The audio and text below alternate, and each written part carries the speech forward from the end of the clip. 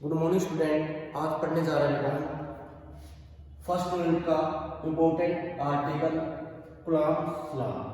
तो इसके अंदर कूलॉम्स लॉ के अंदर जैसे +1 में हमने ग्रेविटेशनल फोर्स पढ़ा था, उसके अंदर क्या था, उसके अंदर हम जनरली क्या लेते थे, 2 मास लेते थे। इसके अंदर 2 चार्ज लेंगे क्योंकि इसके अंदर दोनों चार्ज पॉजिटिव भी हो सकते हैं, नेगेटिव भी हो सकते हैं, एक पॉजिटिव और नेगेटिव भी हो सकते हैं।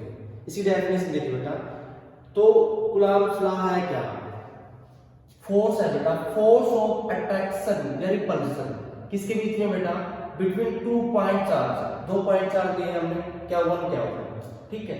इस डायरेक्टली इनके बीच में जो फोर्स डायरेक्टली होगी, डायरेक्टली प्रोपोर्शनल होगी प्रोडक्ट ऑफ चार्ज, चार्ज के प्रोडक्ट करेंगे।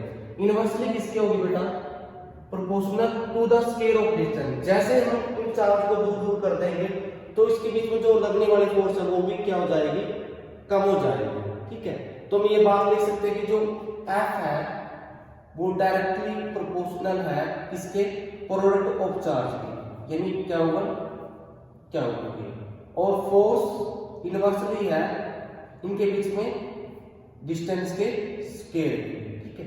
इसको हम ये लिख सकते हैं क्या होगा, क्या टू आर स्केल। इसको उठाकर यहां पर कांस्टेंट यूज करेंगे हम, के यानी क्या होगा, क्या टू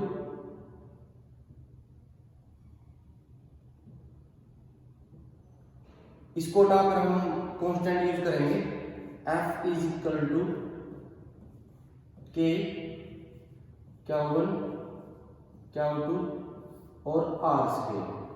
जो के है वो हमारा कूलॉम्स कांस्टेंट बोल सकते हो, ठीक है। जो के की वैल्यू होती है हमारे पास, आपको पता ही है, 1/4 पाई एप्सिलॉन नॉट होती है, ठीक है। और जो एप्सिलॉन नॉट की वैल्यू होती है, एप्सिलॉन नॉट की वैल्यू होती है 8.85 10 टू द पावर -12 होती है, ठीक है। और उसके बाद हम पहले के की यूनिट निकालते हैं, या एप्सिलॉन नॉट होती क्या बेटा, ये परमिटिविटी होती है, फॉर स्पेस बोल सकते हैं, एयर बोल सकते हैं आप, क्या होती है, परमिटिविटी ऑफ एयर, ठीक है।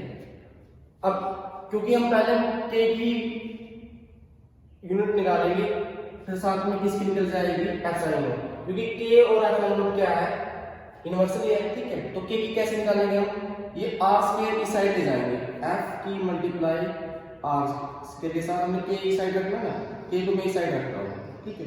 तो आर स्क्वायर तो कहां ले जाना, एफ के साथ मल्टीप्लाई में जाएगा और क्या होगा, क्या होगा, और क्या होगा, यहां पर मल्टीप्लाई हो जाएंगे। अब आपको पता है फोर्स की ऐसे यूनिट क्या होती है, न्यूटन होती है, और डिस्टेंस का स्केल है तो डिस्टेंस की ऐसे मीटर होती है, तो मीटर स्केल लिखेंगे। और चार्ज की क्या होती है, कूलॉम, तो कूलॉम का स्केल, ठीक है। तो ये के की क्या आ जाएगी आपकी, के की आप सिंपल लिख सकते हो न्यूटन मीटर, और इसी को ऊपर लेकर क्या हो जाएगा -2, ऐसे लिख सकते हो, ठीक है। अब इसकी यूनिट लिखनी है क्योंकि अब इसके साथ इसका रिलेशन क्या है, एंटी है, ठीक है। तो जो प्लस में है वो माइनस में हो जाएगा, जो माइनस में है जो प्लस में हो जाएगा, ठीक है। तो आप क्या लिखोगे इसको, यहां पर न्यूटन ऐसे और मीटर, और ये आप इसको प्लस कर दोगे, इस तरह हो जाएगा, ये यूनिट होती है इसकी। तो अब हम किसकी वैल्यू निकालेंगे, हम के की वैल्यू फाइंड आउट करेंगे। के की कैसे करेंगे, आपको पता ही है,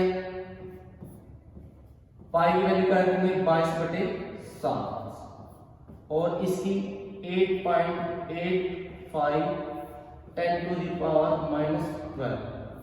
अब इनको सोल्व करोगे तो कितनी वैल्यू आ जाएगी, 9 × 10 टू द पावर 9, ठीक है। तो हम के की वैल्यू कहां रख सकते हैं, यहां पर रख सकते हैं, ठीक है, तो क्या करेंगे, F इजिकल टू के की वैल्यू क्या हमारे पास, हमने सोल्व किया है 9 मल्टीप्लाई 10 टू दी पावर 9 और क्या आर स्क्वायर। ठीक है, ये तो इसमें ऐसा सिस्टम है। यदि आपको सीजीएस में लिखनी पड़ जाए तो वहां पर आप के की वैल्यू को क्या पुट करोगे, 1 पुट करोगे। तो के की वैल्यू यहाँ पर यदि आप पहले तो अपने असाइनमेंट में तो ये पुट किया है और सीजीएस में के की वैल्यू 1 पुट करोगे तो एफ की वैल्यू क्या हो जाएगी, ये हो जाएगी क्या आर स्क्वायर।